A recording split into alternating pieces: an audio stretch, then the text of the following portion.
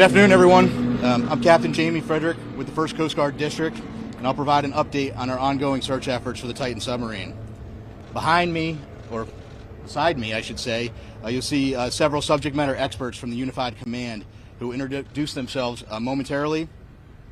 These individuals represent only a small fraction of the many dedicated professionals working around the clock on this complex response effort. We understand this is an extremely difficult time for the families of the missing crew members aboard the Titan, and our thoughts go out to them and the crew.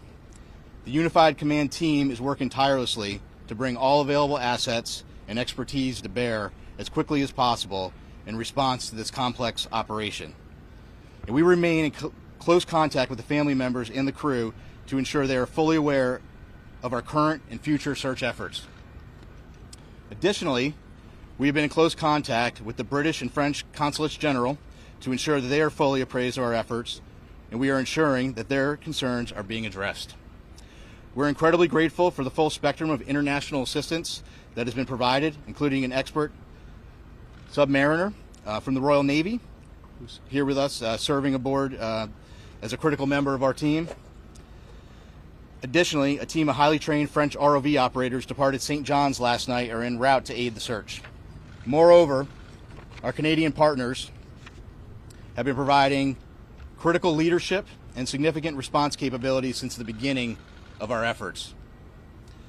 Again, this is an incredibly complex search operation requiring both surface and subsurface elements, and our unified approach is critical.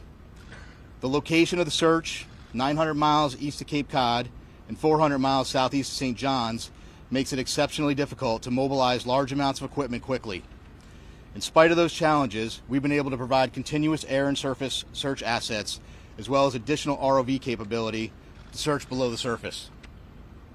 We currently have 5 surface assets searching for the Titan, and we expect 10 total surface assets to search in the next 24 to 48 hours. There are 2 ROVs actively searching, and several more are en route and will arrive by tomorrow morning. We've received incredible support with aviation assets from our Coast Guard Air Station in Elizabeth City, the Air National Guard, and Canadian Armed Forces. Today there are 2 back-to-back P3 flights. One is ongoing now as I speak, totaling 14 hours of continuous on-scene coverage, and 2 C-130 flights, also one ongoing now, throughout the day and into the evening. Yesterday, a Canadian P3 detected underwater noises in the search area.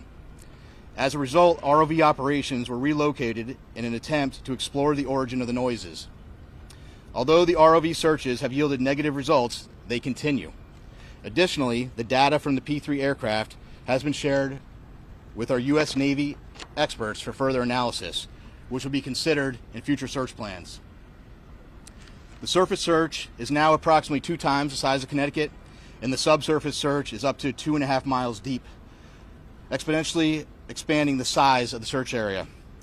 We also have to factor in the ever-changing weather conditions, currents, and sea states that expand the search area every hour. There is an enormous complexity associated with this case due to the location being so far offshore, and the coordination between multiple agencies and nations. We greatly appreciate the outpouring of support and offers to provide additional equipment. The Unified Command continues to prioritize assets and resources in order to provide the best capability in the most timely manner. This includes weighing multiple factors to identify the most effective resources available to the response operation, with careful consideration to timeliness of equipment arriving on scene, usefulness, and ability to deliver assets to the search area. Over the past 48 hours, we have, through incredible unity of effort, mobilized and implemented a tremendous amount of expertise and response capability. In addition to the ships and aircraft previously mentioned, we've dispatched 2 subject matter experts from U.S. Navy NAVSEA SUPSALV, who will serve as search coordinators on scene for underwater search operations. So I've been stressing unity of effort a lot in this statement, and that's because it is absolutely critical to this complex operation. Again, our thoughts and prayers are with the crew of the Titan and their loved ones. We will continue to work as hard and as quickly as possible in an effort to locate them. I will take a few questions, but before I do that, I do want I'm going to have each of the members of the team here just introduce themselves, and then I'll go ahead and take some questions. Good afternoon.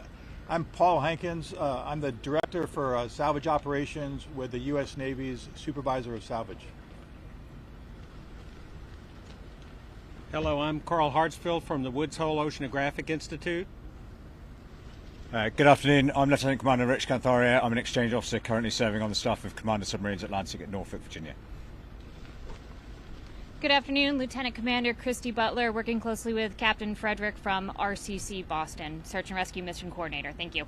Captain, what more can you tell us about the noises that were heard? Can you give us any more detail? And just to follow up, from what you've gathered so far, based on those noises, should that give the families and the others who care for these people, should that give them some reason to hope?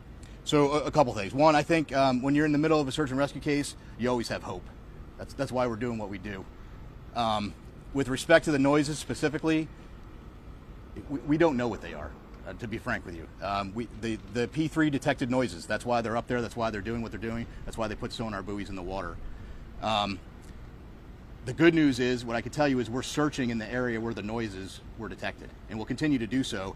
And we hope that when we're able to get additional ROVs, which will be there in the morning, the intent will be to continue to search in those areas where the noises were detected, and if they're continuing to be detected, and then put additional ROVs down in the last known position where the search was originally taking place. Captain, is it true that these noises were coming in regular 30-minute intervals as reported?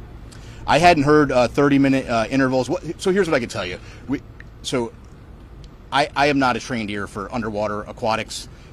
That's why we have a team of experts that are analyzing that data. That data was sent immediately to the Navy last night, and it was analyzed overnight. They're still looking at it, but I can tell you that it's inconclusive. But again, I think the important piece is we're searching in the area where the noises were detected.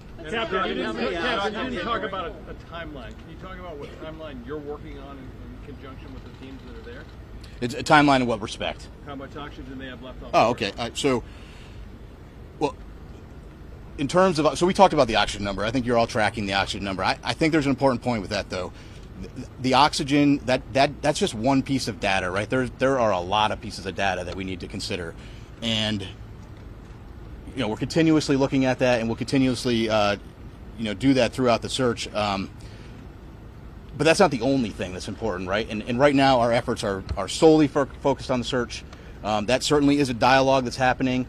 But we're focused on searching at this point. And this is a recovery or a rescue at this point? Oh, this is a search and rescue mission, 100%. We are smack dab in the middle of search and rescue, and we'll continue to put every available asset that we have in an effort to find the Titan and the crew members. Are those ROVs, and can you confirm that some sort of rectangular object has been spotted? There was some sort of report about that, I don't know. So a couple things. So the ROVs, each ROV brings different capability. The ROVs that are diving today, Paul, what's the depth on the 4,000 yeah, meters. 4,000 meters.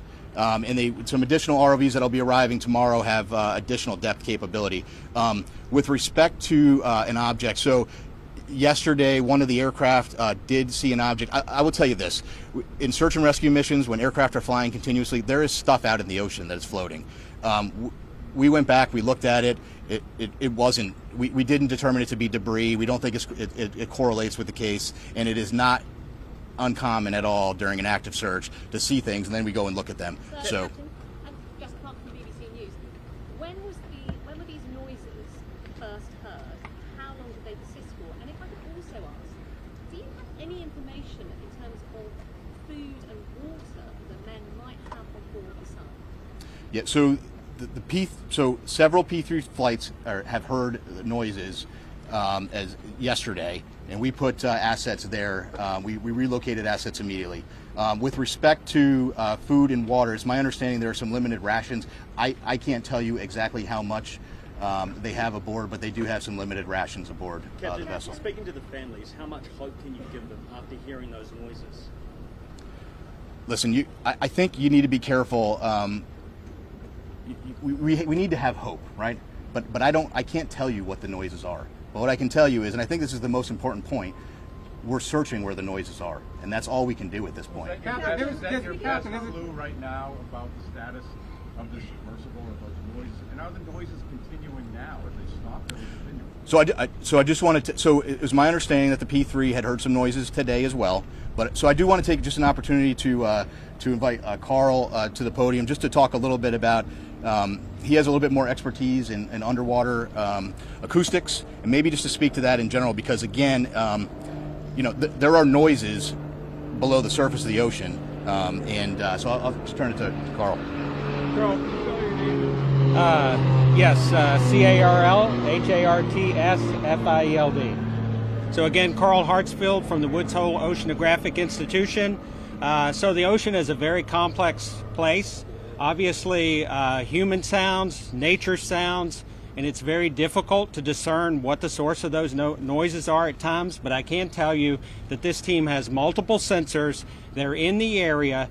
They're sending data back expeditiously to the best in the world people to analyze that data, and then they're feeding the results of that analysis back to the unified team, and they're making decisions. So Woods Hole is here in an advisory role, but by our expertise, what I see is a very tight operational loop that's making decisions based on data, and nothing is ruled out. Are the noises continuing? He said he heard the noises this morning. Are they still continuing on a regular basis now? There have been multiple reports of noises, and every one of those noises is being analyzed, tracked, looked for patterns, and reported upon. Can you describe what the noise sounds like that they're hearing? Well, the noises, again, very complex in the ocean. You have to be an acoustic analysis, and you have to have context. They're trying to put all the pieces together. The noises have been described as banging noises.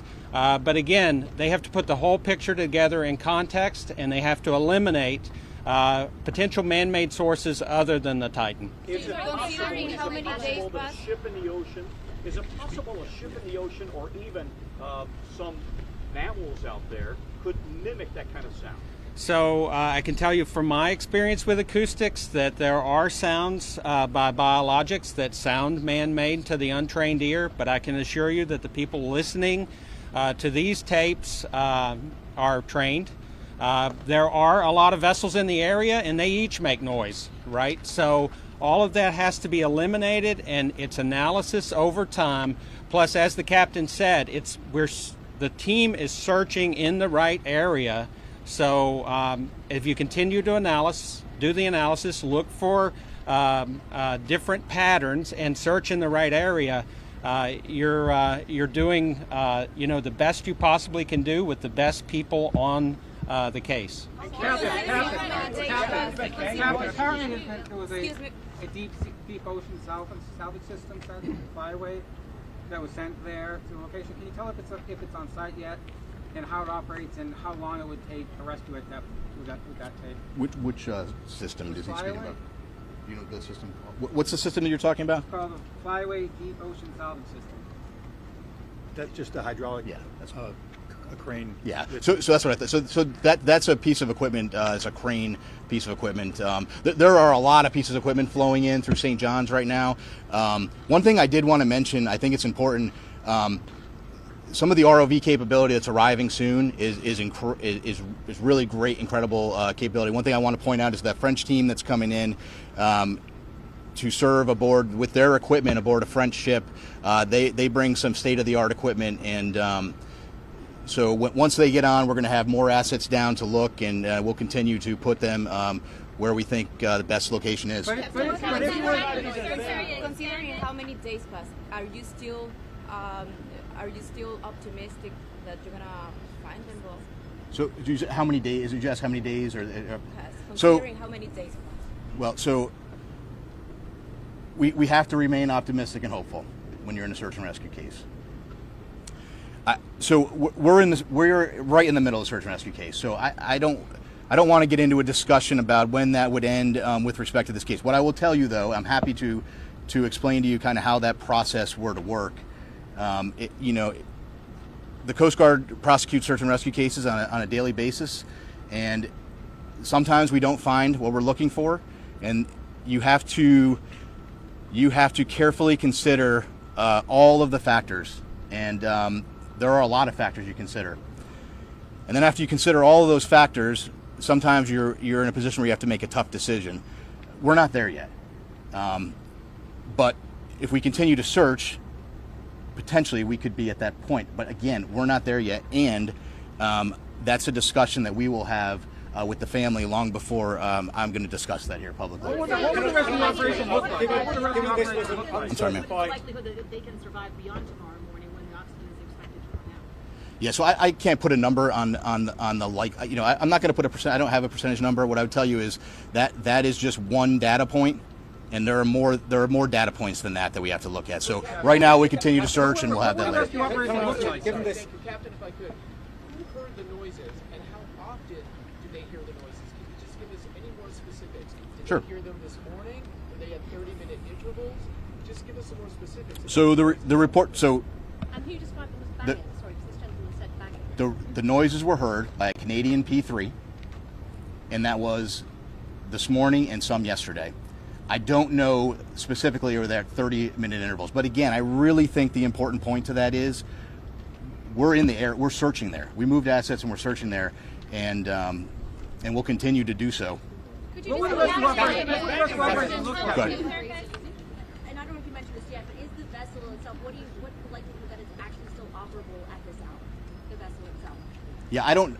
So listen, whether it's operable or whether it's sitting on the ocean floor, whether it's in the sea column, whether it's in the surface, it's all speculation, and we're just not in the business of speculation. We're in the business of searching, and we're putting everything we can with the data we have to search for the vessel. And I think we'll take one more question. Go ahead, sir.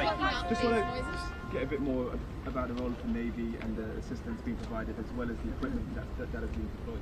Yeah, so we asked for some additional subsurface support, and we got that through the Navy, through a liaison officer. He's just one of many team members, and we're greatly appreciative of the British government and all the support they've given us. Can we expect a daily update now on this? So I think the plan will be to do a daily like this. I'm not going to lock into that right now, but we'll keep you informed, and certainly if there's any major developments, we'll let you know. Thank you very much. Thank you so much for attending today's press briefing. That will conclude all questions. Thank you. All right, so they are taking no more questions right there, but they did answer a few about those noises that have been reported. The Coast Guard saying they, quote, were banging noises, and they were heard in that search area, which, by the way, is 2 times the size of Connecticut. A lot left to figure out here, and really a big mystery as crews out there do work to continue that search effort. We know less than 24 hours of oxygen believed to be there on board that vessel.